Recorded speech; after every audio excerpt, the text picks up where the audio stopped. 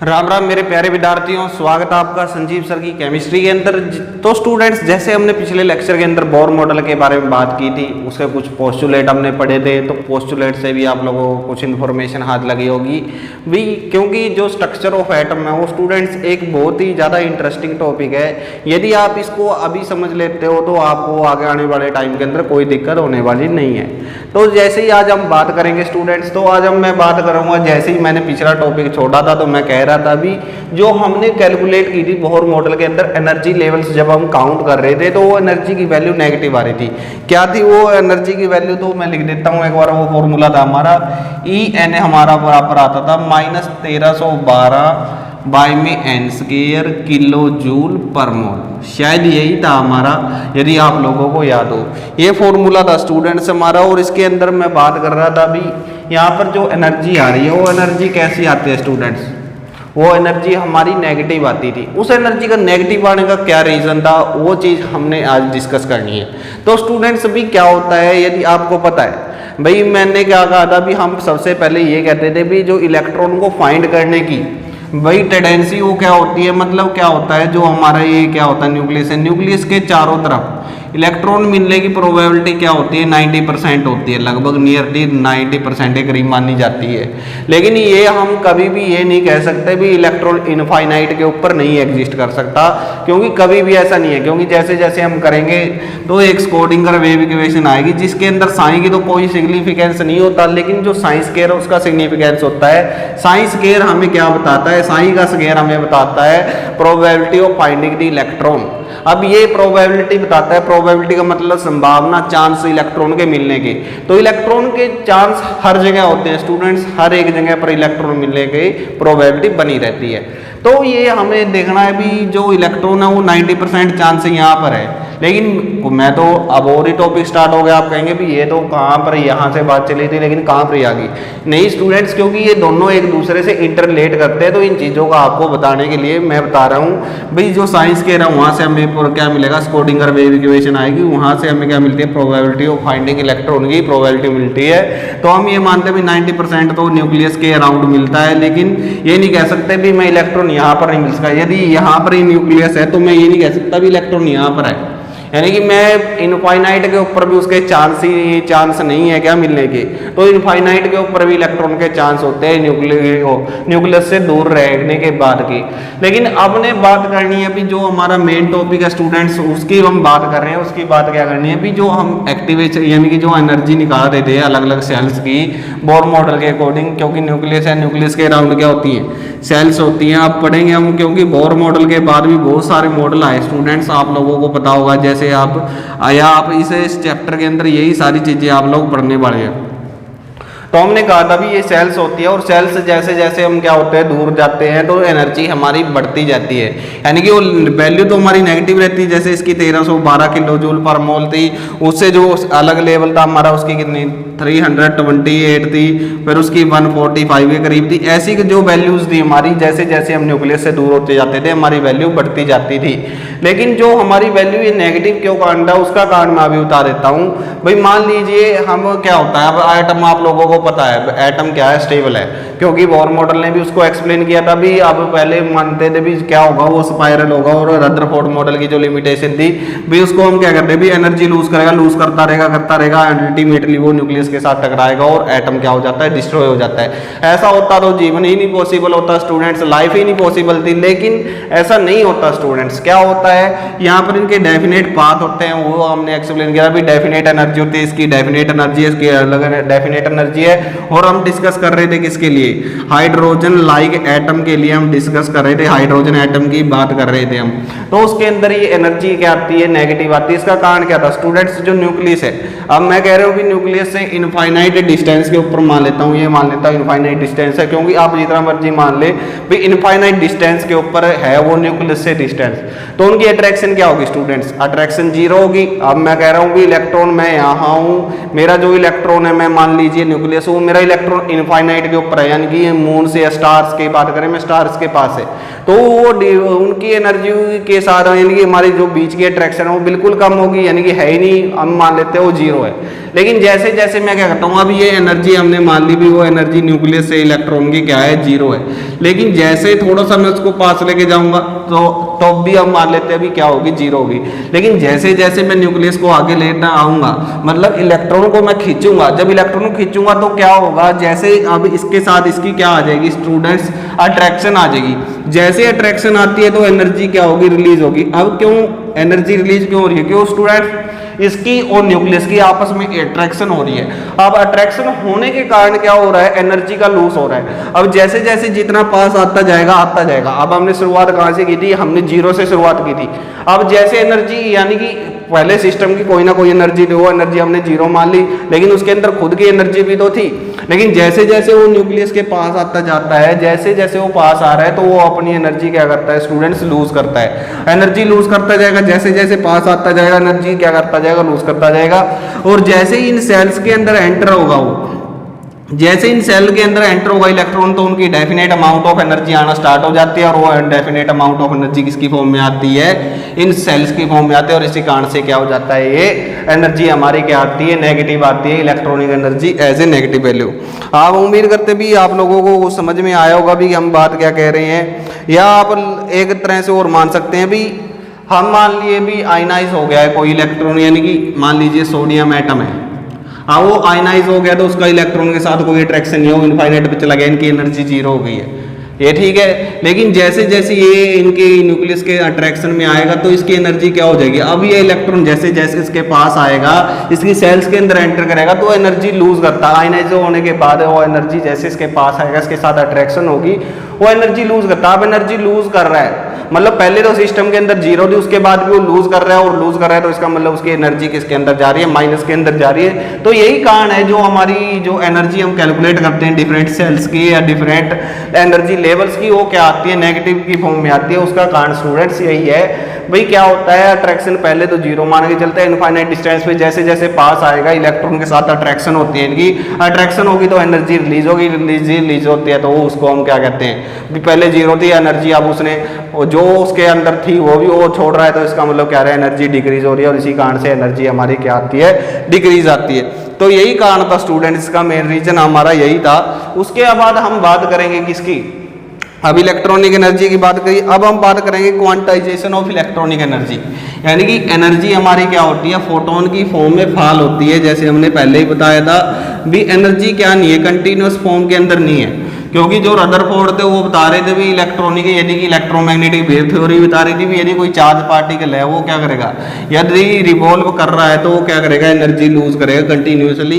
लेकिन ऐसा नहीं होता स्टूडेंट्स, एनर्जी हमेशा क्या रहती है, क्वांटाइज रहती है। तो हम हमारा नेक्स्ट टॉपिक है क्वांटाइजेशन ऑफ इलेक्ट्रॉनिक एनर्जी, यानी कि ये भी हम एग्जांपल से समझने की कोशिश करेंगे भी क्या होता है quantization of electronic energy, electronic energy. या फिर हम बात करें किसकी स्टूडेंट्स, यानी कि एक तो हमारा ये टॉपिक है, इसको दूसरे नाम से भी जाना जाता है। दूसरा नाम क्या होता है इसका, the key concept of Bohr model, यानी की concept of bore theories, the key concept of bourse theory.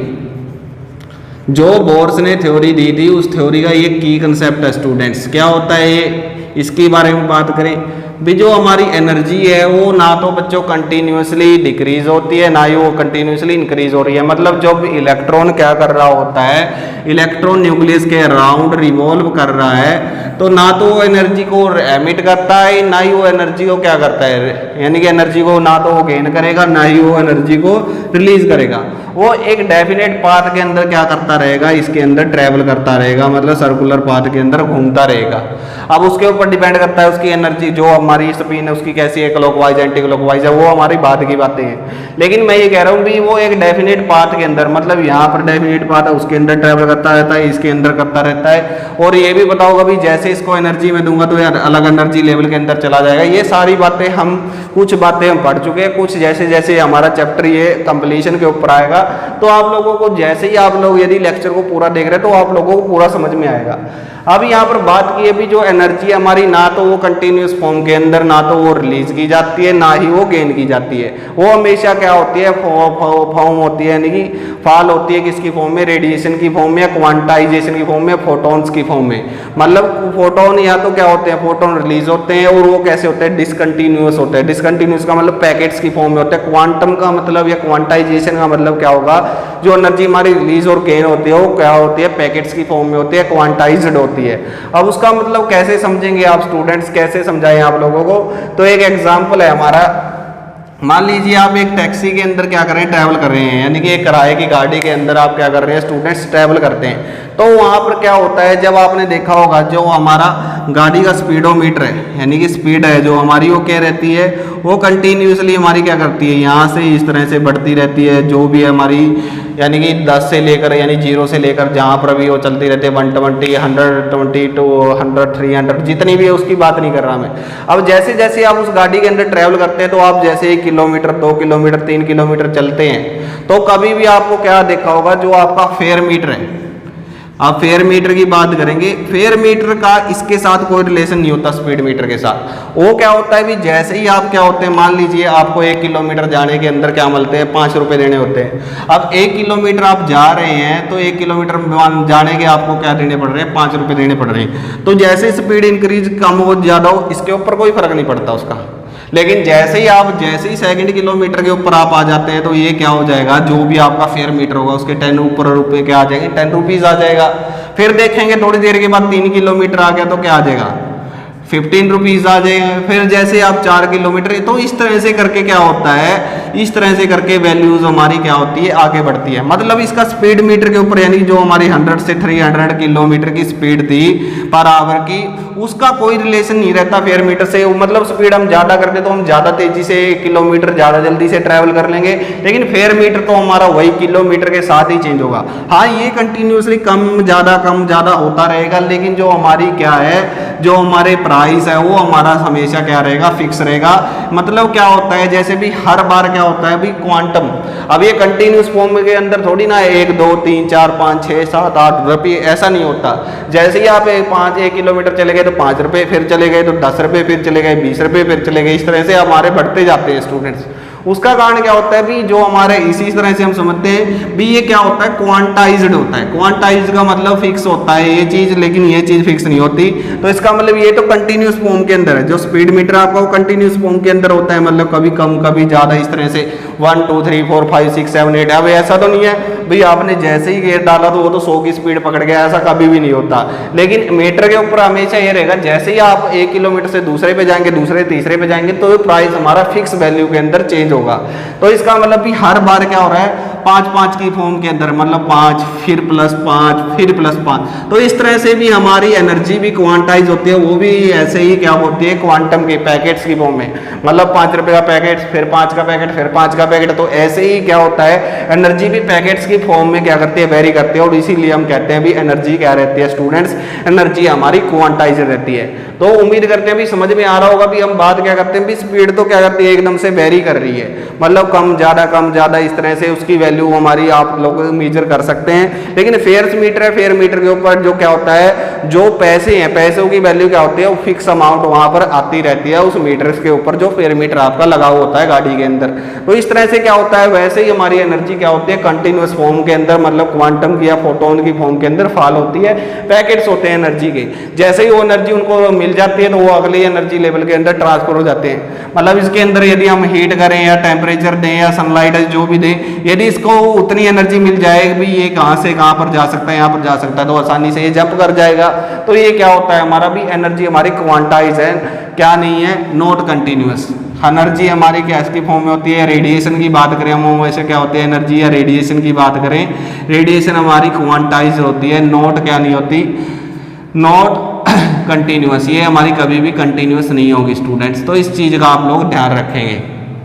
तो ये था हमारा भी क्या, electro quantization of electronic energy. भी एनर्जी हमारी किस तरह से क्या रहती है, क्वांटाइज रहती है। कभी भी ऐसा नहीं होता भी इलेक्ट्रॉन की एनर्जी भी कभी भी कंटिन्यूस फॉर्म के अंदर। और वैसे भी जो उनका रदरफोर्ड का था, ये लिमिटेशन के अंदर हमने पढ़ा दिया था। और जब लिमिटेशन आती है स्टूडेंट्स, अब याद रखें भाई जब भी किसी की कमी आ रही है, अब जैसे टाइम वेरी कर रहा है, हमारा टाइम चेंज हो रहा है, आज के टाइम में तो हम बहुत ज़्यादा एडवांस हो गए हैं और आने वाले 20 साल के अंदर यानी 15 साल के अंदर हम क्या हो जाएंगे, स्टूडेंट्स और ज़्यादा एडवांस हो जाएंगे। यानी कि आप से 15-20 साल पीछे चले जाएं तो वहाँ पर क्या नहीं था, यानी कि जो हमारे हम लोग थे वो क्या करते थे, एसटीडी वगैरह के अंदर जाके वो कॉलिंग करते थे। लेकिन आज के टाइम पे तो वो फ्री हो चुका है सिस्टम, यानी पहले 5-10 रुपये यानी कि 2-4 मिनट के अंदर ही 10-15 रुपये लग जाते थे बात करने के अंदर, और उससे पहले तो फ़ोन है ही नहीं थे, तो बहुत सारा सिस्टम अलग अलग सिस्टम था। लेकिन आज के टाइम में कितने एडवांस हो गए हैं, हम एक दूसरे का फेस देख सकते हैं, एक दूसरे के साथ बहुत कुछ कर सकते हैं, तो वो सारी चीज़ें यहाँ पर मायने रखती है। तो जैसे जैसे जब भी कभी कमी आती है, किसी की लिमिटेशन आती है स्टूडेंट्स, तो लिमिटेशन को दूर करने के तरीके भी आ जाते हैं। तो सबसे पहले वही बात है कि सोचना शुरू करना चाहिए। यदि आप सोच लेते हो तो वो धीरे धीरे उसकी पॉसिबिलिटी होने की संभावनाएं क्या हो जाती है, बढ़ जाती है। तो जैसे उन्होंने भी सोचा भी वो क्या होगा, अभी अनस्टेबल था वो, उसके साथ क्यों नहीं टकरा है, तो उसका रीजन क्या दिया, बोर ने दिया। बोर ने बताया भी ये सर्कुलर पाथ है, इसका इस तरह से क्या होगा, इलेक्ट्रॉन की एनर्जी क्या होती है, क्वांटाइज होती है। तो सारे के सारे धीरे धीरे जो भी लिमिटेशन थी वो दूर होना स्टार्ट होगी। फिर क्या होगा, अब इसकी यूजफुलनेस पढ़ेंगे भी, यहाँ पर इसने किस किस चीज़ को एक्सप्लेन किया। फिर हम पढ़ेंगे भी स्टूडेंट्स कैसे क्या हो गए, इस बोर मॉडल की भी कुछ कमियां आई, बोर मॉडल आने के बाद फिर हमारे और मॉडल आए, तो इस तरह से हम बात करेंगे। तो नेक्स्ट टॉपिक रहेगा मेरा usefulness of Bohr model of atom, यानी कि अब हम पढ़ेंगे usefulness of Bohr model. Usefulness किसका, of Bohr's model atom, Bohr's model of atoms. तो इसका हम बात करेंगे भी स्टूडेंट्स क्या होता है, तो किस तरह से क्या क्या चीज़ें हैं। तो सबसे पहले हमारा आ जाता है भी इन्होंने किस चीज़ को एक्सप्लेन किया। तो इन्होंने क्या किया अभी, सबसे पहले एक्सप्लेन किया, it explain the stability of atom. It explain the stability of atom, यानी कि उन्होंने स्टेबिलिटी ऑफ एटम को क्या किया स्टूडेंट्स, एक्सप्लेन किया। इसका मतलब क्या था, जो पिछले की हमारी लिमिटेशन आई थी, किसकी लिमिटेशन आई थी, रदरफोर्ड की लिमिटेशन आई थी। उन्होंने क्या किया था भाई, इलेक्ट्रॉन क्या होगा कंटिन्यूसली, या इलेक्ट्रोमैग्नेटिक वेव थ्योरी के हिसाब से उन्होंने क्या बता दिया था भाई, इलेक्ट्रॉन कंटिन्यूसली क्या करता रहेगा, एनर्जी लूज करता रहेगा और स्पाइरल पाथ बनाता हुआ क्या करेगा, अल्टीमेटली क्या हो जाएगा, फॉल हो जाएगा न्यूक्लियस के अंदर, और न्यूक्लियस के अंदर हो जाता है और डिस्ट्रॉय हो जाता है। लेकिन इन्होंने बताया भी ऐसा कुछ नहीं है, यहाँ पर क्या होते हैं, न्यूक्लियस के अराउंड फिक्स पाथ होते हैं, जिसके अंदर इलेक्ट्रॉन क्या करता है, डेफिनेट अमाउंट ऑफ एनर्जी के साथ क्या करता रहता है, न्यूक्लियस के अराउंड रिवॉल्व करता रहता है। तो ये चीज थी हमारी। दूसरा हम बात करें भी, इसने क्या किया था, हाइड्रोजन स्पेक्ट्रम को एक्सप्लेन किया था स्टूडेंट्स, यानी कि इन्होंने कुछ हद तक हाइड्रोजन स्पेक्ट्रम था उसको एक्सप्लेन कर दिया था। जैसे रेडिएशन की बात करूंगा मैं, अभी देखते हैं हम, तो क्या कहेंगे, सेकंड पॉइंट था हमारा, it explain the line spectrum of hydrogen, line spectrum of hydrogen atom. Hydrogen atom का हम क्या कर देते हैं स्टूडेंट्स, चेंज कर देंगे क्या, यानी वो चेंज नहीं करेंगे, सॉरी, एक्सप्लेन कर दिया था हाइड्रोजन एटम का स्पेक्ट्रम। अब ये क्या चीज था, क्योंकि यहाँ पर हमें स्टूडेंट्स पता लग गया था भी उसके अंदर क्या होती है, हर एक लेवल की डिफरेंट अमाउंट ऑफ एनर्जी है, डिस्क्रीट अमाउंट ऑफ एनर्जी है, मतलब एनर्जी हर एक की क्वांटाइज्ड है। अब वो फिक्स अमाउंट ऑफ एनर्जी हर एक ऑर्बिटल की क्वाइट है, तो क्या होगा अभी डेफिनेट पाथ के अंदर वो रिवॉल्व कर रहे हैं, ना तो एनर्जी को लूज कर रहे हैं, ना ही वो एनर्जी को गेन कर रहे हैं। लेकिन मान लीजिए मेरा इलेक्ट्रॉन यानी KLM, इस तरह से मैं लिख देता हूँ, पहली सेल दूसरी सेल यानी कि N1 N2 और N3, इस तरह से मैं ले रहा हूँ। हाइड्रोजन की बात करता हूँ मैं, तो N क्या मिलेगा, पहली सेल के अंदर इलेक्ट्रॉन रिवॉल्व करता हूँ, मिलेगा स्पिन, जो मर्जी मान लिया आप, स्पिन का अभी बात नहीं हो रही। तो क्या करेगा, यदि आप इसको हीट देते हैं, रेडिएशन फॉल करते हैं, या कुछ और कंडीशन के साथ क्या करते हैं, इसको एनर्जी प्रोवाइड की जाती है। मान लीजिए मैंने रेडिएशन प्रोवाइड कर दी, तो जैसे इसको क्वांटाइजेशन ऑफ एनर्जी क्या हो जाएगा, इतना ज़्यादा हो जाएगा भाई, ये सेकंड लेवल के अंदर जा सकता है, तो ये सेकंड लेवल के अंदर क्या करेगा, रेडिएशन को लेके उसके अंदर चला जाएगा। तो मतलब क्या था, जो हमारी क्या है, जैसे मैं बात करूँ एनर्जी इस लेवल की, तो एनर्जी लेवल के अंदर क्या है स्टूडेंट्स, यानी कि पहला यहाँ पर हमारा ग्राउंड स्टेट होती है, और जैसे जैसे हम ऊपर की तरफ जाते हैं तो एनर्जी क्या होने लग जाती है स्टूडेंट्स, डिक्रीज होने लग जाती है इस तरह से। तो एनर्जी लेवल पास पास आने लग जाते हैं। अब मैं बात करता हूँ n is equal to 1, n is equal to 2, n is equal to 3, n is equal to 4। तो जो हमारा सबसे पहला एनर्जी लेवल का होता है उसको हम बोलते हैं ग्राउंड स्टेट। अब ग्राउंड स्टेट के अंदर क्या हुआ स्टूडेंट्स, इसको एनर्जी मिली। तो एनर्जी मिली तो क्या होता है, जैसे ही इस इलेक्ट्रॉन को एनर्जी मिलती है स्टूडेंट्स, अब एनर्जी मिलेगी तो क्या होगा, ये एक्साइट हो जाता है और क्या पर चला जाएगा, यानी कि यहाँ से एनर्जी लेके कहाँ पर आ जाएगा, सेकंड लेवल के अंदर आ जाएगा। तो एनर्जी क्या होता है, यानी कि ग्राउंड स्टेट से कहाँ पर पहुंच गया, फर्स्ट एक्साइटेड स्टेट के अंदर पहुंच जाता है स्टूडेंट्स। एक्साइटेड स्टेट के अंदर पहुंच गया, यदि इसको और अमाउंट ऑफ एनर्जी मिलेगी तो ये अगली, यानी कि अगले एनर्जी लेवल के अंदर पहुंच जाता है। तो यहाँ पर क्या होता है, और दूसरा याद रखना भी, जो इलेक्ट्रॉन एनर्जी लेके चले जाते हैं हायर एनर्जी लेवल पर, वो ज़्यादा टाइम तक स्टेबल नहीं रहते। मतलब आप कोई चीज़ को आप हवा में उछाला तो आप देखते हैं भी ज़्यादा टाइम तक वो हवा में नहीं रहती, वो दोबारा फिर फॉल करती है। मतलब ये ज़्यादा देर तक इस इलेक्ट्रॉनिक यानी कि जो एक्साइटेड स्टेट में उसमें कोई भी एटम इलेक्ट्रॉन यानी कि वो ज़्यादा देर तक नहीं रह सकता। तो वो दोबारा से फिर क्या होगा, दोबारा से वहाँ पर अपनी स्टेट के अंदर वापस आ जाता है। और जब वापस आता है तो यहाँ से क्या करता है, जो रेडिएशन उसने पहले ली थी उस लाइट को वो दोबारा से, मतलब कुछ लाइट का तो यूज़ कर लेगा वो, यानी कि ऊपर गया, ऊपर से नीचे जाने के अंदर कुछ ना कुछ यूज हुआ। लेकिन जैसे ही वो ऊपर लेवल से नीचे वाले लेवल यानी एक्साइटेड स्टेट से ग्राउंड स्टेट के ऊपर आ रहा है तो कुछ सर्टेन अमाउंट ऑफ एनर्जी क्या करता है, वो रिलीज करता है। मान लीजिए मैं इस लेवल की बात करूं, पहले लेवल की बात करूं, उसकी एनर्जी थी E1, तो इसकी एनर्जी समवट क्या होगी, ग्रेटर होगी, क्योंकि जैसे जैसे हम न्यूक्लियस से दूर जाते हैं तो हमारी एनर्जी क्या होती है, बढ़नी स्टार्ट हो जाती है, जैसे हमने पहले पढ़ा भी था। तो ये चीज थी हमारी। तो यहाँ पर क्या होगा, जो एनर्जी का डिफरेंस आता है वो रेडिएशन की फॉर्म में के अंदर फॉल करता है, तो उसका डिफरेंस निकालता हूं मैं। मतलब जो एनर्जी एक्साइटेड स्टेट की थी माइनस एनर्जी किसकी थी, जो एनर्जी हमारी एक्साइटेड स्टेट की थी बाय में के, जो एनर्जी हमारी माइनस जो एनर्जी हमारी ग्राउंड स्टेट की थी। तो वहां से जो भी स्टेट अमाउंट ऑफ एनर्जी क्या करते हैं, रिलीज करते हैं, उस एनर्जी को मैं इस तरह से लिख देता हूं। और इसको फिर हम क्या करते हैं, यानी कि ये प्लैंक कांस्टेंट और ये हमारी क्या होगी, फ्रीक्वेंसी होगी। और इसको इस तरह से भी मैं लिख सकता हूं स्टूडेंट्स।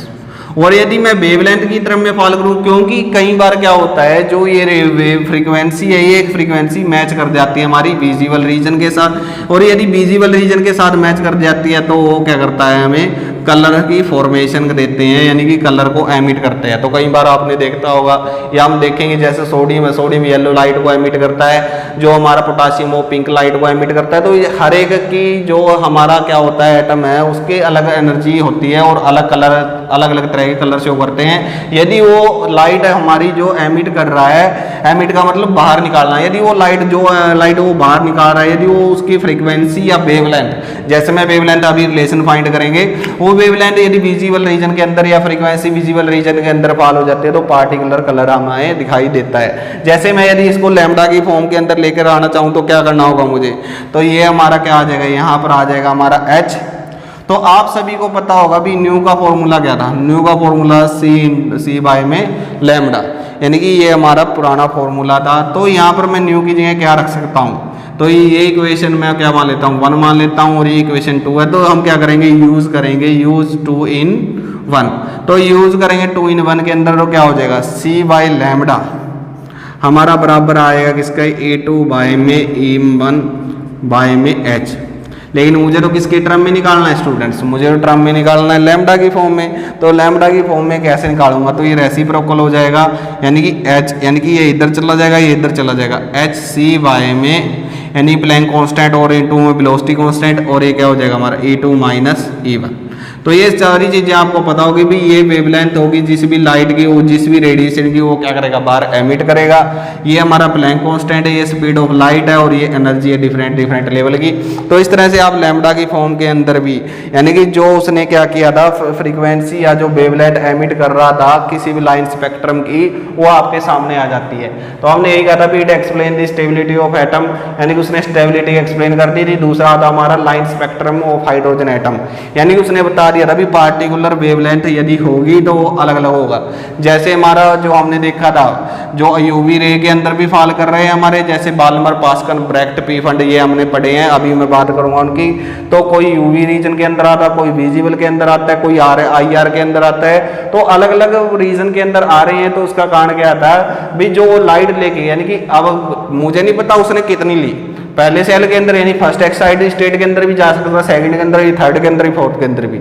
मतलब जितनी उसको क्वांटाइजेशन ऑफ एनर्जी मिलेगा, क्वांटाइज एनर्जी मिलेगा, जरूर नहीं अभी 3 ही लेवल थे, 4 5 इस तरह से बहुत सारी हमारी सेल होती हैं। जिस भी अमाउंट की सेल को, जिस भी अमाउंट की एनर्जी इसको प्रोवाइड होगी उतने एनर्जी लेवल के अंदर एक्साइट हो जाएगा, और एक्साइट होने के बाद हम उसको अलग अलग से जैसे लाइमन, बाल्मर, प्राक्ट, पास्कल, प्रीफंड, हम्फ्री, यानी कि ऐसे आते हैं हमारे, तो उनको हम क्या करते हैं, क्लासीफाई करते हैं। तो इसने क्या बता दिया था भाई, जो हमारा रिलेशन आता है लैम्बडा का क्या है हमारा H/c, यानी कि यहाँ पर इसने लाइन स्पेक्ट्रम को एक्सप्लेन कर दिया, मतलब किस वेवलेंथ का किस की रेंज के अंदर फॉल होगा। तो ये चीज़ हमें यहाँ से पता लग जाती है, एक डिफरेंट एनर्जी लेवल से सेकंड डिफरेंट एनर्जी लेवल के अंदर है। यानी कि यदि हमने थर्ड की निकालनी होती तो मैं क्या करता, E2 - E1 भी कर सकता है, E3 - E2 भी कर सकते हैं। तो वो आपके ऊपर डिपेंड करता है भी आप अमाउंट ऑफ एनर्जी कौन से एनर्जी लेवल के ऊपर, किस रेंज के ऊपर निकालना चाहते हो, वो आप आसानी से निकाल सकते हैं। फिर था इन्होंने भी इसने क्या कर दिया, it calculate the energy of hydrogen and hydrogen like atom. ये तो हमने उसने पहले ही बता दिया था, जो पुराना फॉर्मूला हमने कल पिया, पोस्टुलेट पढ़े थे हमने किसके, बोर मॉडल के। तो उन्होंने क्या करता भी अलग एनर्जी लेवल बता दिए थे उसने अलग अलग के लिए, हाइड्रोजन और हाइड्रोजन लाइक एटम के लिए क्या बता दिया था, एनर्जीज बता दी, डिफाइन कर दी थी। उसको एक बारी फिर लिख देता हूं मैं। तो इसने क्या है, जो थर्ड पॉइंट है हमारा, वो क्या कहता है इसके अंदर, it helps to calculate the energy, it help to calculate the energy of hydrogen and hydrogen like atom. तो उसने हाइड्रोजन और हाइड्रोजन लाइक एटम की बात की थी, जो हमने एनर्जी निकाली थी स्टूडेंट्स, या मैं सिंपल सी बात करूं, ये भी हमारी वही एनर्जी है जो हमने पहले निकाली थी, n²। लेकिन यहाँ पर मैंने क्या किया था, जब मैंने कहा था हाइड्रोजन लाइक एटम, अब हाइड्रोजन लाइक एटम में लेकिन जो उनका Z है हमारा एटॉमिक नंबर है वो तो सेम नहीं था, तो उसकी वैल्यू यहाँ पर आ गई थी। तो उसने ये चीज़ भी एक्सप्लेन कर दी थी कि इसलिए बोर ने अलग अलग एटम के लिए, हाइड्रोजन और हाइड्रोजन लाइक एटम्स के लिए एनर्जी डिफाइन कर दी थी, क्योंकि n की वैल्यू हमारी जो भी उसकी सेल होगी 1 0 1 2 3 4 5 KLMN जो भी वैल्यू थी उसके भी रिस्पेक्ट हम वैल्यू रखेंगे। और ये हमारा क्या रहेगा, जैसे हीलियम ले रहे हैं तो यहाँ पर 2 रहेगा, जो यदि हम लिथियम ले रहे हैं तो 3 रहेगा, वो हमारा डिपेंड करता है एटॉमिक नंबर के ऊपर। तो Z हमारा क्या होता है, एटॉमिक नंबर है, और एटॉमिक नंबर का हम क्या करते हैं, स्केयर के लेके चलते हैं इसके अंदर। तो ये चीज़ें थी हमारी इसके अंदर। फिर हम बात करें भी किसके अंदर, इसने क्या कर दिया, इसने रिड्यूस किया किसका, थर्ड हमारा किसके, फोर्थ हमारा पॉइंट आता है किसके बारे में स्टूडेंट्स, फोर्थ हमारा है it help us to reduce, it helps us to deduce. अभी इन्होंने क्या किया, जो हमारा रेडबर्ग कांस्टेंट था, इट रिड्यूस रेडबर्ग्स फॉर्मूला, यानी कि जो रेडबर्ग ने क्या दे दिया था स्टूडेंट्स, आप लोगों को पता है, मैंने बताया था पिछले लेक्चर के अंदर भी, रेडबर्ग ने एक क्या दे दिया हमारा, जो रेडबर्ग कांस्टेंट के ऊपर मेरा क्या था, जो हमारा फॉर्मूला था रेडबर्ग का, वो क्या कर दिया उन्होंने, पुट फॉरवर्ड किया, यानी कि put forward experimentally, put forward empirically भी बोल देते हैं, पुट फॉरवर्ड एम्पिरिकली। एम्पिरिकली का मतलब क्या है, एम्पिरिकली का मतलब यही है स्टूडेंट्स, उन्होंने क्या दिया, अभी रेडबर्ग में मैंने बताया था भी एक फॉर्मूला दे दिया। अब उन्होंने पता नहीं थ्योरेटिकल कैसे सोचा, लेकिन बाद में उसका क्या मिला भाई, वो फॉर्मूला सच में वही निकला, यानी कि जब इन्होंने कैलकुलेट किया तो वही फॉर्मूला उनके सामने आता है। देखिए भी क्या फॉर्मूला था हमारा, हम बात करते हैं En = हमारा क्या फॉर्मूला था, इसका सभी को याद होना चाहिए था, वो था हमारा -2π² e⁴ इंटू में m, और बाय में क्या था, बाय में था मेरा n² s², ये चीज़ था। ये चीज़ हमें पता है स्टूडेंट, ये चीज़ पता थी तो उसके बराबर हमने क्या लिखा था, हमारा एक आता था, इस सारे को हम बोलते थे RH/1/n²। ये चीज़ हम उसको क्या कर रहे थे, बता रहे थे, ये चीज़ हम लिखते थे।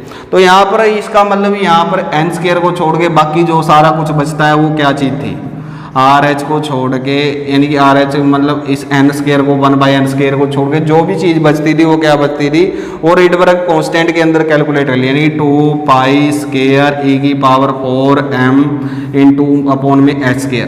ये सारे का सारा हमने कंसीडर कर लिया किसके अंदर स्टूडेंट्स, ये कंसीडर कर लिया हमने रेडबर्ग कांस्टेंट के अंदर। इसको हम क्या बोलते हैं, इज रीडबर्ग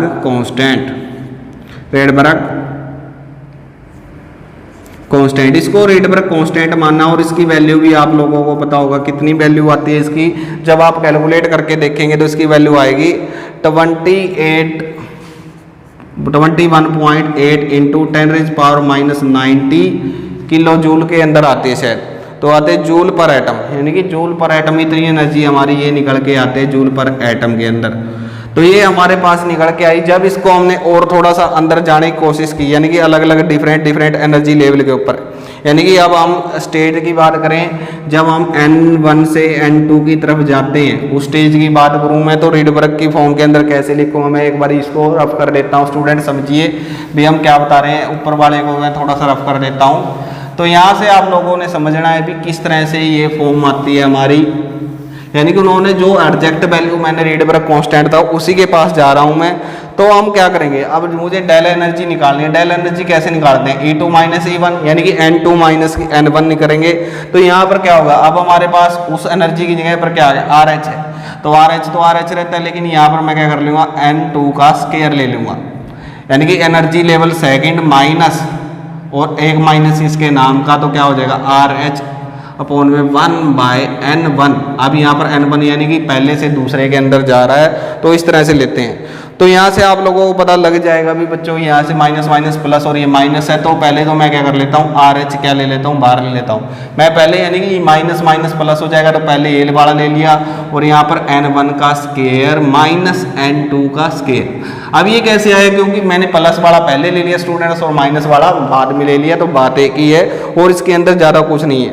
फिर उसके बाद हम बात करें भी न्यू की बात करूँ मैं। अब न्यू क्या था हमारा, डेल E अपॉन में H, क्योंकि यहाँ पर एनर्जी हमारी क्या होती है, आपको पता है एनर्जी हमारी H न्यू की फॉर्म के अंदर ही बाहर निकलती है। तो यहाँ से मैंने न्यू की वैल्यू क्या रख दी, डेल E अपॉन में H रख दी। और यहाँ से जब वैल्यू सभी की, यानी रीडबर्ग कांस्टेंट हमारा कितना था, 221.8 इंटू में 10⁻⁻19 जूल पर एटम, और यहाँ पर क्या आ गया, प्लैंक कांस्टेंट आ गया। और प्लैंक कांस्टेंट की वैल्यू आप लोगों को पता ही है कितनी होती है, ये हमारी प्लैंक कांस्टेंट की वैल्यू आ जाती है स्टूडेंट्स कितनी थी, -34 जूल पर एटम। और उसके साथ में ये बड़ा जो फॉर्मूला था ये ऐसे का ऐसे रहेगा, और इसके अंदर कुछ किया भी नहीं मैंने। क्या कह रहा हूँ मैं स्टूडेंट्स, आप समझिए, हमने यहाँ से शुरुआत की थी, हमने कुछ नहीं, हमें पता ही नहीं था भी क्या चीज़ था, लेकिन जो रीडबर्ग चीज़ ने क्या दे दी, ये कमाल की चीज़ दे दी। और कमाल की चीज़ क्या दे दी थी, उसने थ्योरेटिकली पता नहीं, हमें नहीं पता उसका दिमाग में कैसे क्या आया, लेकिन देखिए भाई उसका दिमाग कितना चलता रहा। तो यहाँ पर उसने बात की भी जो इलेक्ट्रॉनिक एनर्जी है हमने कहाँ से, बोर मॉडल ने कैलकुलेट की थी। तो बोर मॉडल ने उसको क्या कर दिया, उस रीडबर्ग फॉर्मूले का जो भी कॉन्स्टेंट था उसकी वैल्यू को वही लेके आ गया जो उसने थ्योरेटिकल कंसेप्ट के द्वारा दी थी। अब पता नहीं उसने कैसे फॉर्मूला कैलकुलेट किया पाया था, शायद कोई उसकी बुक ना पढ़ पाए हो, शायद उसके पेपर कोई ना पढ़ पाए हो जो उसने रिसर्च की थी। तो यहाँ से जो वैल्यू हमने एन स्क्वायर को छोड़ के बाकी सारी वैल्यू को हमने क्या कह दिया, रीडबर्ग मान लिया, और माइनस का ऐसे रखा। तो यहाँ पर जो इसकी वैल्यू कैलकुलेट की, तो इसकी वैल्यू मुझे कितनी मिली, ये वैल्यू मुझे मिली उसकी, किसकी, रीडबर्ग कांस्टेंट की, जो मैंने ये कैलकुलेट कर ली। क्योंकि ये हाइड्रोजन के लिए, हाइड्रोजन और के आइटम के लिए है, और ये इलेक्ट्रॉन का मास है, ये इलेक्ट्रॉन का चार्ज है, ये प्लैंक कांस्टेंट है, ये पाई है। तो आसानी से सारी वैल्यू कैलकुलेट करके ये आ गई। उसके बाद हमने क्या कर दिया, एनर्जी अलग अलग एक्साइटेड स्टेट के लिए हमने एनर्जी कैलकुलेट करी। तो N2 माइनस N1 हो जाता है, N2 माइनस N1 कर दिया, तो इस फॉर्मूले के अंदर पुट किया, तो अलग अलग वैल्यूज आ गई हमारी। तो न्यू हमारा क्या गया, डेल E अपॉन में H, तो यहाँ पर प्लैंक कांस्टेंट की मैंने वैल्यू पुट कर दी। तो यहाँ पर मुझे क्या मिला स्टूडेंट्स, मुझे मिला 3.29 इंटू में 10 रेज पावर कितना आएगा, लगभग 15 आएगा हमारा। 30 19 माइनस 34, तो कितना आ गया, 15 आ गया स्टूडेंट्स।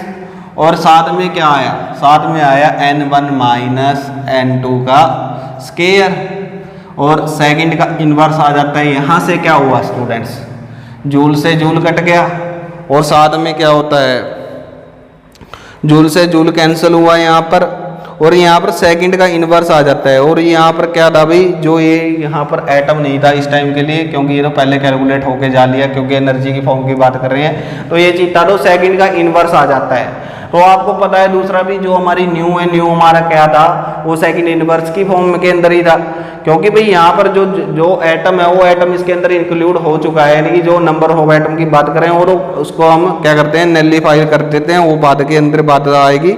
आप लोग बैठ के सोचना उस फॉर्मूले को। और यदि इसी फॉर्मूले को मैं किसके अंदर लेके जाऊँ स्टूडेंट्स, वेव नंबर की फॉर्म के अंदर लेकर चला जाऊँ। अब वेव नंबर के अंदर क्या था हमारा, उसका फॉर्मूला था न्यू बाय में सी। ये फॉर्मूला था या नहीं था हमारा, किसका, वेव नंबर का, यानी कि न्यू बाय में सी से हमने डिवीजन कर देते हैं तो ये हमारा वेव नंबर की फॉर्म में आ जाता है। तो हमारी वैल्यू कितनी है, 2.39 इंटू में 10⁻15 और क्या था n1 स्क्वायर जो भी था हमारा, n1 का स्क्वायर माइनस n2 का स्क्वायर सेकेंड इनवर्स, और यहाँ पर क्या आ गया, सी आ गया। तो मतलब सी आ गया तो सेकेंड का इनवर्स यहाँ पर लिख देता हूँ मैं। यहाँ पर कितना है 3 इंटू में 10 रेज पावर, यदि वो मीटर के अंदर है सेंटीमीटर के अंदर वो चीज़ आपने देखनी है, हम मीटर के अंदर निकाल लेते हैं तो मीटर पर सेकंड के अंदर आ जाता है। तो जब इस वैल्यू को कैलकुलेट किया गया तो मेरे सामने क्या वैल्यू हो, तो बिल्कुल वही वैल्यू जो आप लोगों ने पहले देखी थी 1.0977, शायद कुछ ऐसे ही थी, 1.977677 into 10 raise power 677 into 10 raise power कितनी थी स्टूडेंट्स, ये थी हमारी शायद 7 के करीब। तो 7 इंटू 7 में और 7 में क्या था 1/n1 का स्क्वायर n2 का स्क्वायर अपॉन में n2 का स्क्वायर, n1 का स्क्वायर माइनस n2, और यहाँ पर सेकंड इनवर्स से सेकंड इनवर्स कैंसिल हो जाता है तो ये आएगी हमारे मीटर इनवर्स के अंदर। और दूसरा ये चीज़ देखिए भाई, ये क्या चीज़ आ गई, ये क्या निकाल के लाए हम, ये वही तो चीज़ आई है जो हम कैलकुलेट करना चाह रहे थे, जो जिसकी शुरुआत हम की थी भाई, यही तो रीडबर्ग कांस्टेंट है स्टूडेंट्स, जिसकी मैं बात लेके चल रहा था, वही चीज़ आप लोगों के सामने आती है। तो इसको हम क्या कहते हैं, ये जो चीज़ है ये हमारा RH आ गया और ये हमारा फॉर्मूला बन जाता है। तो जो बोर था, बोर ने क्या कर दिया, डिड्यूस कर दिया रीडबर्ग कांस्टेंट को। जो रीडबर्ग कांस्टेंट था उसकी वैल्यू कितनी आती थी स्टूडेंट्स, आप लोगों को याद होगी, वो वैल्यू कितनी थी हमारी 1.09677 इंटू में 10 रेज पावर 7 मीटर का इनवर्स। तो ये चीज़ हमारी यहाँ पर आ जाती है। तो इस तरह से उन्होंने क्या बता दिया था, इसके बारे में भी बता दिया था। फिर उसके बाद हम बात करेंगे स्टूडेंट्स किसकी, अब ये चीज़ हमारे सामने आ चुकी है। तो फिर उन्होंने भी जो अपीयरेंस था क्या, a number of lines in hydrogen spectrum, यानी जो number of lines hydrogen spectrum के अंदर आती है वो लाइनें इतनी क्यों आ रही है भाई। आप बाल्मर भी पढ़ रहे हैं, पास्कन भी पढ़ रहे हैं, पी फंड भी। पहले तो ये बात समझ में आई होगी स्टूडेंट्स, हमने कुछ नहीं किया, एनर्जी का फॉर्मूला लिया था, उसको जो हमारा आयन स्क्वायर को छोड़ के सारे को अपन क्या मान लिया, कांस्टेंट मान लिया, उस कांस्टेंट को नाम दे दिया रीडबर्ग का। फिर हमने एनर्जी चेंजेस के बारे में देखा, एनर्जी चेंज के बारे के बाद उसके अंदर हमने क्या कर दिया, लैम्डा से यानी कि प्लैंक कांस्टेंट से डिवाइड किया, फिर उसको वेव नंबर के अंदर चेंज किया। तो जैसे ही चेंज किया तो हमारे सामने एक नई चीज़ आ गई थी, वो चीज़ क्या आ गई थी, बोर मॉडल ने क्या कर दिया था, रीडबर्ग कांस्टेंट को क्या निकाल के दिखा दिया था। तो इसका मतलब भी जो उसने जो बात सोची थी वो एक्चुअल के अंदर निकल के आ चुकी थी। वैसे आप ये सोचिए भी बोर से एडवांस था वो रीडबर्ग, क्योंकि उसने तो पहले ही बता दी थी, हो सकता है भी उसको हम देख ना पाए हों, उसका जो रिसर्च पेपर है तो ऐसा कुछ हो सकता है, लेकिन जो बुक्स के अंदर है वो क्या लिखा हुआ है अभी, थ्योरेटिकली लिखा हुआ है, अभी थ्योरेटिकली था उसका कंसेप्ट। तो अभी जो नेक्स्ट टॉपिक हमारा वो है साइमल्टेनियस। इसका मतलब क्या होता है, इसका मतलब है एकदम। अपीयरेंस ऑफ, अपीयरेंस का मतलब दिखाई देना, appearance of a large number of किसका, large number of lines in hydrogen spectrum, large number of lines in hydrogen spectrum. अब इसका मतलब क्या है, इसको भी समझेंगे भी, क्या जगाड़ था इसके अंदर, क्या चीज़ें हुई, किस तरह से हुई, सब कुछ। यहाँ पर हमें किसी प्रकार की कोई जल्दबाजी नहीं है, आप बस सीखने का आपका काम है, सीखने का, तो वो आप लोग सीखते जाइए। भी मैं बात करता हूँ, जैसे मैं यहाँ पर एक टाइम के लिए छाप देता हूँ, ये हमारा N1 हो गया, ठीक है। फिर यहाँ पर हम मान लेते हैं N2 हो जाता है, और जैसे जैसे हम ऊपर जाते हैं तो एनर्जी भाई थोड़ा थोड़ा क्या होना स्टार्ट हो जाती है, कम होना स्टार्ट हो जाती है। तो यहाँ पर N3 मान लेते हैं, फिर थोड़ा सा और नीचे आ जाते हैं N4, फिर इस तरह से N5 थोड़ा सा और नीचे आ जाते हैं, फिर N6, यानी कि धीरे धीरे जैसे जैसे आप ऊपर जाएंगे तो एनर्जी हमारी क्या होती जाती है स्टूडेंट्स, कम होती जाती है, और लास्ट में के फाइनली क्या हो जाते हैं, वो एक दूसरे के अंदर मर्ज होना स्टार्ट कर देते हैं। अब पहले को हम क्या बोलते थे, आप लोगों को याद होना चाहिए, हमने हाइड्रोजन स्पेक्ट्रम हम स्टडी कर चुके हैं। तो पहली सीरीज थी हमारी कौन सी, लाइमन सीरीज। पहली सीरीज को हमने नाम दिया था किसका, लाइमन सीरीज का। फिर जो हमारी सेकंड थी वो थी हमारी बाल्मर, तो जो दूसरी सीरीज होगी हमारी वो बाल्मर होगी। तीसरी होगी, यानी कि ये कौन से रीजन के अंदर थी, ये अल्ट्रा वायलेट रीजन के अंदर थी, यानी अल्ट्रा वायलेट मतलब यूवी रीजन के अंदर। ये थी हमारी, ये विजिबल रीजन के अंदर आती है स्टूडेंट्स, बाल्मर है जो हमारी। फिर उसके बाद कौन सी होती है, उसके बाद पास्कन सीरीज होती है। पास्कन सीरीज किसके अंदर आती है, पास्कन हमारी किसके अंदर आती है, IR रीजन के अंदर आती है। ब्रैकेट भी हमारी किसके अंदर आती है, IR रीजन के अंदर आती है। फिर होती है हमारी पीफंड हमारी किसके अंदर आएगी स्टूडेंट्स, वो आती है हमारी, वो भी इंफ्रारेड रीजन के अंदर आती है। और इंफ्रारेड रीजन भी भाई छोटा रीजन नहीं होता, कहीं सोचे हैं, फार नियर बीच वाला अलग अलग तरह के तरीके होते हैं। ये चीज़ें आप लोगों ने सीखी थी, लेकिन मेरा काम क्या है इसके अंदर, ये चीज़ तो आप लोग पहले ही पढ़ चुके हैं, कोई नई चीज़ आपके सामने नहीं है। लेकिन बात ये है भी हाइड्रोजन ने इतनी चीजें कैसे दे दी, इतनी लाइन कैसे दे दी, एक सिंगल इलेक्ट्रॉन वाले का स्पेक्ट्रम इतना क्यों आ रहा है, आगे भी हम्फ्री डेवी बिरनी क्या क्या चलते रहते हैं यहाँ पर, ये स्पेक्ट्रम इतना ही नहीं था, इससे भी ज्यादा था। इसका कारण क्या था, इसका कारण क्या था भी, अभी ये तो भी मैंने एक हाइड्रोजन ले ली, हाइड्रोजन क्या इसके अंदर हाइड्रोजन हो सकती है, भी हाइड्रोजन को हम एज्यूम कैसे कर सकते हैं, वो तो हमें दिखाई नहीं देती। तो क्या करते हैं, उन्होंने क्या लिया होगा, मान लीजिए भी ये कंटेनर है, जो भी है मान लीजिए उस कंटेनर के अंदर हाइड्रोजन गैस होगी, मान लीजिए गैस है, ठीक है। अब सबसे पहले जब मैं इसको हीट करूंगा तो क्या होगा स्टूडेंट, सबसे पहले बताइए आप लोग भाई, जब मैं इसको लूंगा हाइड्रोजन है, हाइड्रोजन H2 है, H2 क्या करेगी, सबसे पहले जो मॉलिक्यूल की फॉर्म के अंदर थी वो मॉलिक्यूल से कहां पर जाएगी, एटम की फॉर्म के अंदर जाएगी स्टूडेंट्स, तो वो एटम की फॉर्म के अंदर जाती है। अब इसको कंटिन्यूसली आप हीट दे रहे हो, जो भी आप इसको प्रोवाइड कर रहे हो ताकि स्पेक्ट्रम आपका है, स्पेक्ट्रा आपको मिले। जब आप इसको एनर्जी प्रोवाइड कर रहे हैं तो क्या होगा, सबसे पहले तो हमारा मॉलिक्यूल स्प्लिट हो गया, और स्प्लिट होने के बाद डिफरेंट एनर्जी अब इसको भी हम प्रोवाइड, यानी कि ये टूट गया, टूटने के बाद फिर भी हम इसको एनर्जी प्रोवाइड कर रहे हैं। तो क्या होते हैं आपको पता है भी, डिफरेंट डिफरेंट एनर्जी के लेवल है। यदि उस इलेक्ट्रॉन को एनर्जी मिलती रही, वो इसके अंदर भी आ सकता है, इसके अंदर भी, इसके अंदर भी, इसके अंदर भी, कहीं पर भी जा सकता है इलेक्ट्रॉन, यदि आप उसको कंटिन्यूसली एनर्जी प्रोवाइड कर रहे हैं। तो इसी कारण से उसके इतने स्पेक्ट्रम आ जाते हैं। मतलब क्या हो सकता है भी, वो इस एनर्जी लेवल के ऊपर हो सकता है, वो इस एनर्जी लेवल के ऊपर हो सकता है, इसके ऊपर पॉसिबिलिटी हर एक की है, क्योंकि एक एटम नहीं है यहाँ पर स्टूडेंट्स, यहाँ पर कला एक ही हाइड्रोजन नहीं है, बहुत सारे हाइड्रोजन की बात कर रहा हूँ मैं। कहीं सोचो एक ही हाइड्रोजन है, एक इलेक्ट्रॉन कहाँ कहाँ पर फिरेगा बेचारा। लेकिन यहाँ पर यदि एटम आपको पता नहीं है भी कितने नंबर्स ऑफ एटम है, यानी कि नंबर्स ऑफ एटम किसके आपको पता ही नहीं है भी, हाइड्रोजन के कितने नंबर ऑफ एटम है, तो आप कैसे पता लगेंगे। हो सकता है भी कुछ एटम यहीं पर रह गए हो, कुछ एटम यहाँ पर आ गए और कुछ एटम यहाँ से भी ऊपर चले गए हो, तो उसकी अलग अलग पॉसिबिलिटी थी।